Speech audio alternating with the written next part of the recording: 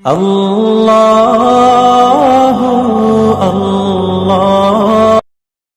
সূরা ফাতিহা বুকে হাত দিয়ে পড়লে 7 দিনে কি ফলাফল পাবেন জানলে আপনি অবাক হয়ে যাবেন। সূরাতুল ফাতিহা পারে না এমন কোনো মুসলমান নাই। আমরা প্রত্যেক নামাজের ভিতরে সূরা ফাতিহা পড়ি কি পড়ি না? এই সূরা ফাতিহার ভিতরে কিন্তু অনেক ফজিলত রয়েছে এবং সূরা ফাতিহা ছাড়া নামাজও হয় না। আপনি ফরজ নামাজ বলেন, সুন্নত বলেন, নফল বলেন, ওয়াজিব বলেন, সব নামাজেই কিন্তু সূরা ফাতিহা আছে না নাই? সূরা ফাতিহা ছাড়া নামাজ পরিপূর্ণ হয় না। এই সূরা ফাতিহাকে আরেকটি নাম আছে, এই সূরা ফাতিহাকে বলা হয় উম্মুল কোরআন, অর্থাৎ কোরআনের মা। কোরআনুল কারীমের ভিতরে যত সারাংশ রয়েছে তার মূল সারাংশই হচ্ছে কথা আল্লাহ পাক রব্বুল আলামিন সূরা ফাতিহার ভিতরে ঢুকিয়ে দিয়েছেন। সূরা ফাতিহাকে আরেকটি নাম দেওয়া হচ্ছে শিফা মিন কুল্লি দা, সকল রোগের ঔষধ। আপনি এই সূরা ফাতিহার ভিতরে অনেক ফজিলত আছে। এই সূরা ফাতিহা প্রথম সূরা এবং আল্লাহ পাক রব্বুল আলামিন প্রথমেই বলে দিয়েছেন আলহামদুলিল্লাহি রাব্বিল আলামিন, all praise is due to Allah, সমস্ত প্রশংসা ওই আল্লাহর জন্য। আর রহমানির রহিম, he is the most merciful, তিনি হচ্ছেন দয়াময়, তিনি হচ্ছেন দয়ালু। এরপর আল্লাহ বলছেন মালিক ইয়াউমিদ্দিন, হি ইজ দ্য আল্লাহ পাক রব্বুল আলামিন, তিনি বিচার দিবসের মালিক। এই বিচার দিবস একদিন হবে, একদিন কায়েম হবে। দুনিয়াতে আপনি যাই করেন না কেন একদিন কিন্তু হাসর হবে, ওই দিন কিন্তু আল্লাহ পাক রব্বুল আলামিন সকলকে পাকড়াও করবেন। এজন্য সূরা ফাতিহার ভিতরে আল্লাহ তাআলা সব কিছু দিয়ে দিয়েছেন। সূরা ফাতিহা এমন একটি সূরা যে সূরার ভিতরে আল্লাহ তাআলা শিফা দিয়েছেন। আপনি এই আমলটা যদি করতে পারেন 7 দিনের ভিতরে ভালো একটি ফলাফল পাবেন।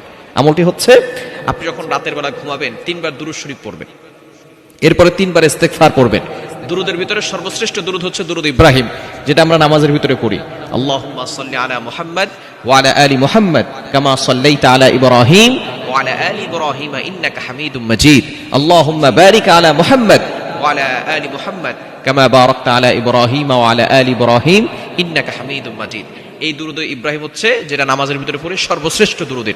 এটা 3 বার পড়বেন, এরপরে 3 বার ইস্তেগফার পড়বেন। আস্তাগফিরুল্লাহ রাব্বি মিন কুল্লি যামবি ওয়া আতুবু ইলাইহি লা হাওলা ওয়ালা কুওয়াতা ইল্লা বিল্লাহিল আলিয়্যিল আযীম পড়ে এরপরে বুকে হাত দিয়ে আউযুবিল্লাহ বিসমিল্লাহ সহকারে আপনি সূরা ফাতিহা একবার পড়বেন, পরে শেষে আবার 3 বার দুরূদ শরীফ পড়বেন। এরপর আপনি আল্লাহর কাছে দোয়া করবেন। এভাবে যদি টানা 7 দিন আমল করতে পারেন আল্লাহ পাক রব্বুল আলামিন আপনার মনের সকল আশাগুলো পূরণ করবেন। আপনি এভাবে আমল করে আল্লাহর কাছে দোয়া করবেন। এরপরে আপনি যত রোগ আছে সমস্ত রোগ থেকে আল্লাহ পাক রব্বুল আলামিন আপনাকে শিফা দান করবেন। অর্থাৎ এই আমলের মাধ্যমে 1 নাম্বার আল্লাহ তাআলা আপনার সকল মনের আশাগুলো পূরণ করবেন, সকল চাহিদাগুলো আল্লাহ তাআলা পূরণ করে দিবেন। এবং দ্বিতীয় নাম্বার হচ্ছে আল্লাহ পাক রব্বুল আলামিন আপনাকে যত ধরনের রোগ আছে সকল রোগ থেকে আল্লাহ আপনাকে হেফাজত করবেন। কারণ সূরা ফাতিহার ভিতরে শিফা আছে না নাই?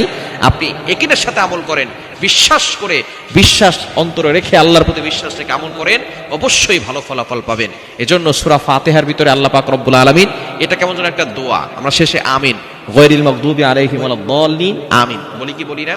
সুতরাং এই সূরা ফাতিহাটাই হচ্ছে একটা দোয়া। এখানে আল্লাহর প্রশংসা আছে এবং নিজের জন্য আপনি দোয়া করতেছেন, এমন একটি দোয়া আল্লাহ পাক রব্বুল আলামিন আমাদেরকে কোরআনুল কারীমের প্রথমেই শিক্ষা দিয়েছেন। সুতরাং এই সূরা ফাতিহার আমলটা রাতের বেলা ঘুমানোর আগে 7 দিন করেন, দেখবেন ভালো একটা ফলাফল আসবে। আল্লাহ তাআলা আমাদের সকলকে এই সূরা ফাতিহার আমল করার তৌফিক দান করেন।